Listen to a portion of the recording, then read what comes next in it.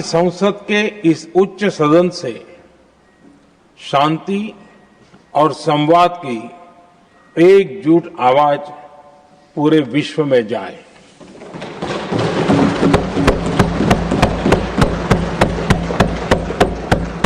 सभापति जी, युद्ध की शुरुआत के बाद से मैंने पश्चिम एशिया के ज्यादातर देशों के राष्ट्राध्यक्षों के साथ 2 राउंड फोन पर बात की है। हम गल्फ के सभी देशों के साथ लगातार संपर्क में हैं। हम ईरान, इजरायल और अमेरिका के साथ भी संपर्क में हैं। हमारा लक्ष्य डायलॉग और डिप्लोमेसी के माध्यम से क्षेत्र में शांति की बहाली का है। हमने डी एस्केलेशन और हॉर्मुज स्ट्रेट खोले जाने पर भी उनसे बात की है। कमर्शियल जहाजों पर हमला और हॉर्मुज स्ट्रेट जैसे अंतर्राष्ट्रीय जलमार्ग में रुकावट अस्वीकार्य है। भारत ने नागरिकों पर, सिविल इंफ्रास्ट्रक्चर पर, एनर्जी और ट्रांसपोर्ट से जुड़े इंफ्रास्ट्रक्चर पर हमलों का विरोध किया है। भारत डिप्लोमेसी के जरिए युद्ध के इस माहौल में भी भारतीय जहाजों के सुरक्षित आवागमन के लिए सतत प्रयास कर रहा है। भारत ने इस समस्या के समाधान के लिए संवाद का ही रास्ता सुझाया है। इस युद्ध में किसी के भी जीवन पर संकट मानवता के हित में नहीं है। इसलिए भारत का सतत प्रयास सभी पक्षों को जल्द से जल्द शांतिपूर्ण समाधान के लिए प्रोत्साहित करने का है। सभापति जी, संकट की स्थिति में देश विदेश में भारतीयों की सुरक्षा हमारी बहुत बड़ी प्राथमिकता है। युद्ध शुरू होने के बाद से लेकर अब तक 3,75,000 से अधिक भारतीय सुरक्षित भारत लौट चुके हैं।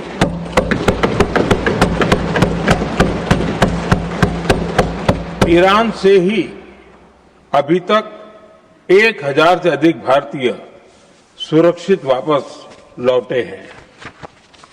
इनमें 700 से अधिक मेडिकल की पढ़ाई करने वाले युवा हैं।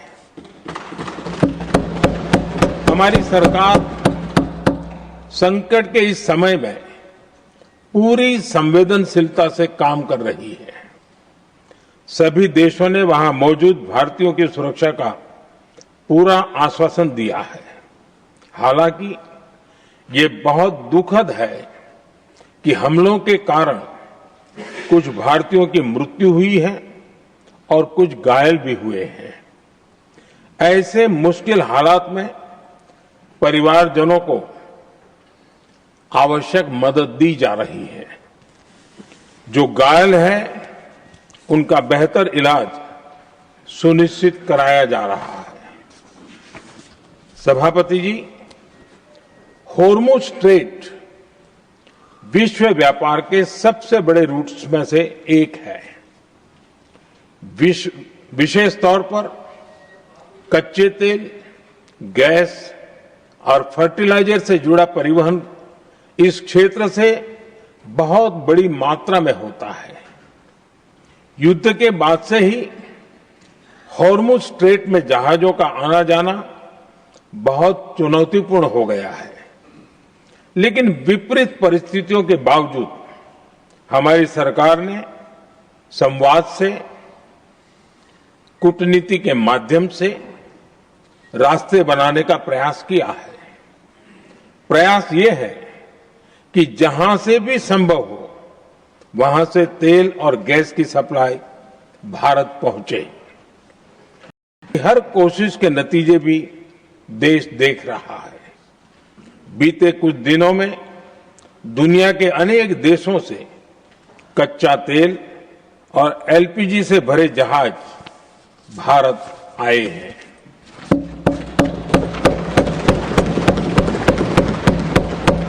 इस दिशा में हमारे प्रयास आने वाले दिनों में भी। सभापति जी, भारत का प्रयास है कि तेल हो, गैस हो, फर्टिलाइजर हो, ऐसे हर जरूरी सामान से जुड़े जहाज भारत तक सुरक्षित पहुंचे। लेकिन इस युद्ध से बनी वैश्विक परिस्थितियां अगर लंबे समय तक बनी रहती है तो गंभीर दुष्परिणाम तय है। इसलिए भारत ने अपनी के लिए जो भी प्रयास बीते वर्षों में किए हैं उनको और गति दे रहा है और दे रहा है। सभापति जी, कोई भी संकट हो वो हमारे हौसलों और हमारे प्रयास दोनों की परीक्षा लेता है।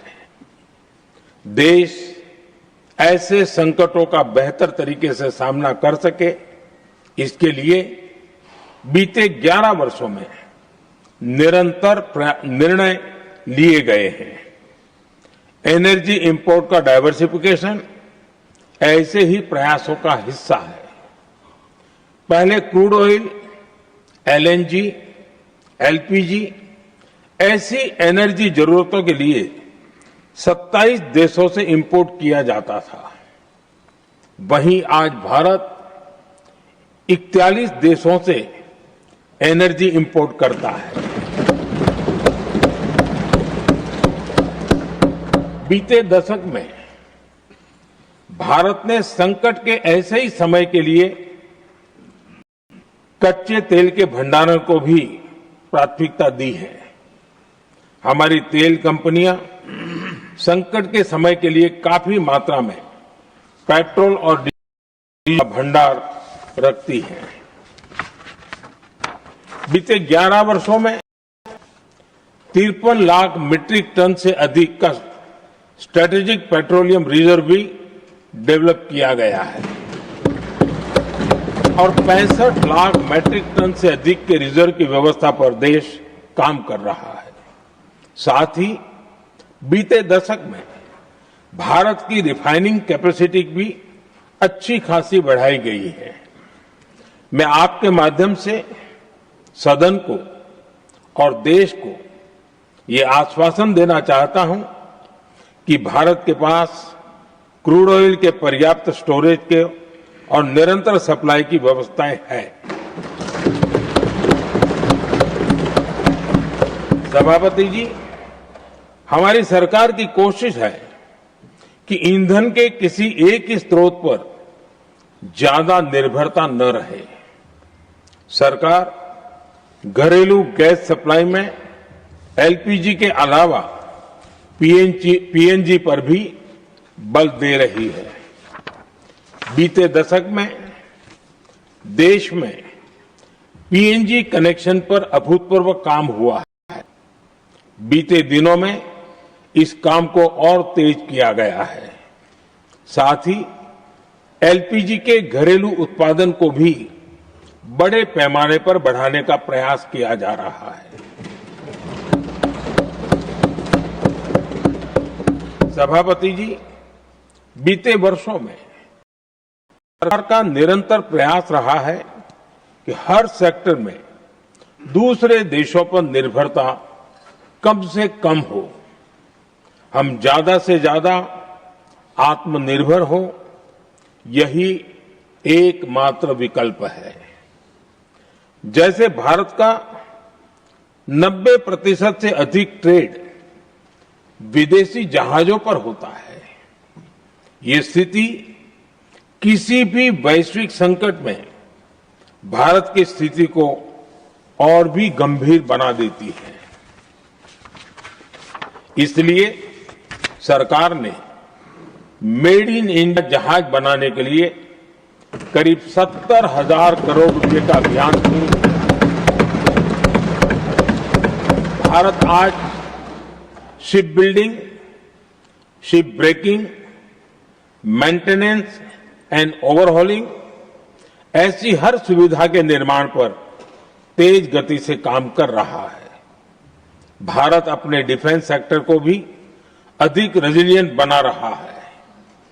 बीते दशक में किए गए प्रयासों से भारत आज अपनी जरूरत के अधिकांश हथियार भारत में ही बना रहा है।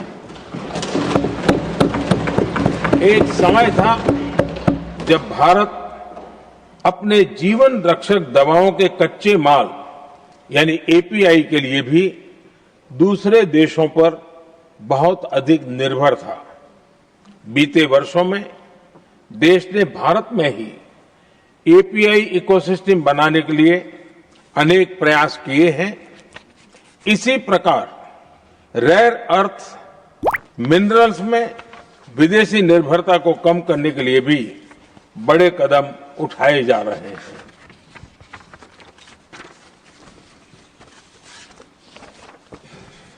आदरणीय सभापति जी, वर्तमान संकट ने पूरी दुनिया की इकोनॉमी को हिला दिया है।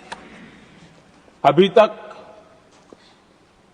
पश्चिम एशिया में जो नुकसान हुआ है उससे रिकवर होने में भी दुनिया को बहुत समय लगेगा। भारत पर इसका कम से कम दुष्प्रभाव हो, इसके लिए निरंतर प्रयास किए जा रहे हैं। हमारी इकोनॉमी के फंडामेंटल्स मजबूत हैं और सरकार पल पल बदलते हालात पर नजर रखे हुए है।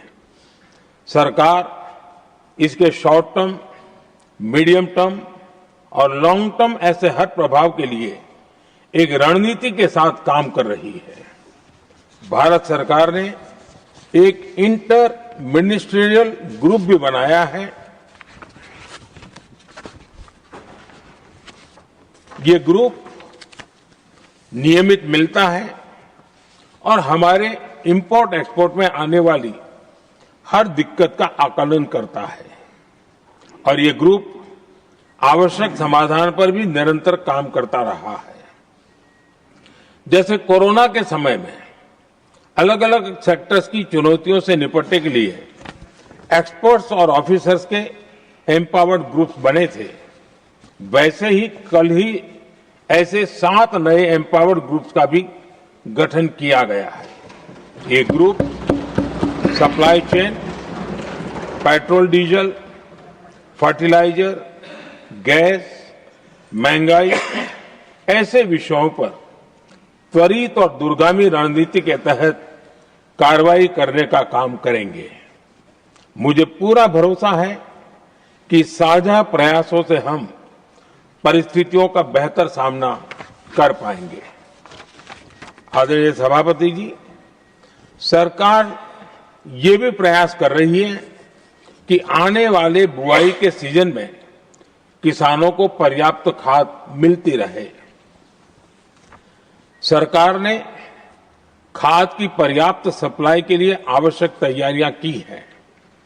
सरकार का निरंतर प्रयास है कि किसानों पर किसी भी संकट का बोझ न पड़े। मैं देश के किसानों को फिर आश्वस्त करूंगा कि सरकार हर चुनौती के समाधान के लिए उनके साथ खड़ी है।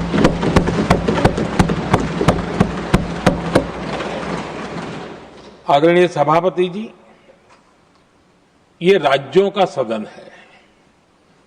आने वाले समय में ये संकट हमारे देश की बड़ी परीक्षा लेने वाला है और इस परीक्षा में सफलता के लिए राज्यों का सहयोग बहुत आवश्यक है।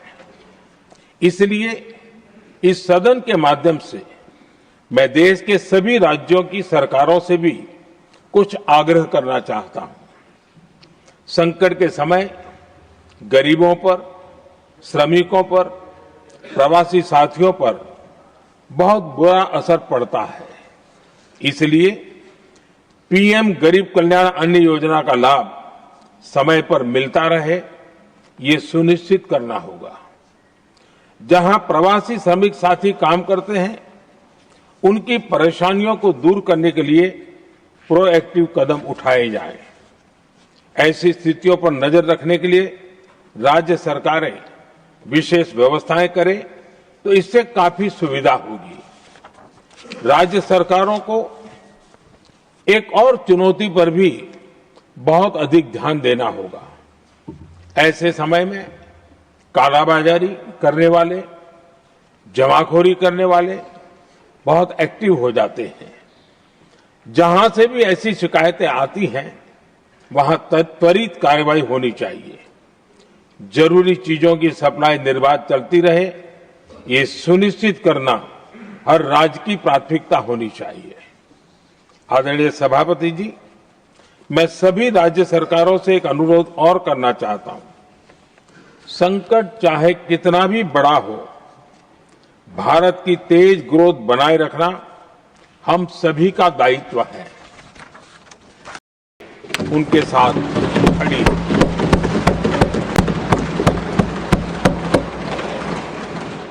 आदरणीय सभापति जी, ये राज्यों का सदन है। आने वाले समय में ये संकट हमारे देश की बड़ी परीक्षा लेने वाला है और इस परीक्षा में सफलता के लिए राज्यों का सहयोग बहुत आवश्यक है। इसलिए इस सदन के माध्यम से मैं देश के सभी राज्यों की सरकारों से भी कुछ आग्रह करना चाहता हूं। संकट के समय गरीबों पर, श्रमिकों पर, प्रवासी साथियों पर बहुत बुरा असर पड़ता है। इसलिए पीएम गरीब कल्याण अन्न योजना का लाभ समय पर मिलता रहे, ये सुनिश्चित करना होगा। जहां प्रवासी श्रमिक साथी काम करते हैं, उनकी परेशानियों को दूर करने के लिए प्रोएक्टिव कदम उठाए जाएं। ऐसी स्थितियों पर नजर रखने के लिए राज्य सरकारें विशेष व्यवस्थाएं करें तो इससे काफी सुविधा होगी। राज्य सरकारों को एक और चुनौती पर भी बहुत अधिक ध्यान देना होगा। ऐसे समय में कालाबाजारी करने वाले, जमाखोरी करने वाले बहुत एक्टिव हो जाते हैं। जहां से भी ऐसी शिकायतें आती हैं वहां त्वरित कार्रवाई होनी चाहिए। जरूरी चीजों की सप्लाई निर्बाध चलती रहे, ये सुनिश्चित करना हर राज्य की प्राथमिकता होनी चाहिए। आदरणीय सभापति जी, मैं सभी राज्य सरकारों से एक अनुरोध और करना चाहता हूं। संकट चाहे कितना भी बड़ा हो, भारत की तेज ग्रोथ बनाए रखना हम सभी का दायित्व है। हमें इसके लिए हर जरूरी कदम, हर जरूरी रिफॉर्म्स तेजी से करते रहने होंगे। ये राज्य सरकारों के पास बहुत बड़ा अवसर भी है। ये टीम इंडिया की भी बहुत बड़ी परीक्षा है। कोरोना के महासंकट में केंद्र और राज्यों ने टीम इंडिया बनकर कोविड मैनेजमेंट का एक बेहतरीन मॉडल सामने रखा था। अलग अलग पॉलिटिकल पार्टी की सरकारें होने के बावजूद टेस्टिंग, वैक्सीनेशन से लेकर जरूरी चीजों की आपूर्ति टीम इंडिया के प्रयासों से ही सुनिश्चित हो पाई थी। हमें उसी भावना के साथ आगे भी काम करना है। सभी राज्य सरकारों और केंद्र सरकार के प्रयासों से देश इस गंभीर वैश्विक संकट का प्रभावी रूप से सामना कर पाएगा। आदरणीय सभापति जी, ये संकट अलग प्रकार का है और इसके समाधान भी अलग प्रकार से ही तय किए जा रहे हैं। हमें धीरज के साथ, संयम के साथ, शांत मन से हर चुनौती का मुकाबला करना है। आदरणीय सभापति जी, जैसा कि हम देख रहे हैं कि इस युद्ध को लेकर पल पल में हालात बदल रहे हैं, इसलिए मैं देशवासियों से भी कहूंगा कि हमें हर चुनौती के लिए तैयार रहना ही होगा। इस युद्ध के दुष्प्रभाव लंबे समय तक रहने की प्रबल आशंका है। लेकिन मैं देशवासियों को भरोसा देता हूं, सरकार सतर्क है, तत्पर है और पूरी गंभीरता से रणनीति बना रही है, हर निर्णय ले रही है। देश की जनता का हित हमारे लिए सर्वोपरि है। यही हमारी पहचान है, यही हमारी ताकत है। इसी भावना के साथ मैं अपना वक्तव्य समाप्त करता हूं।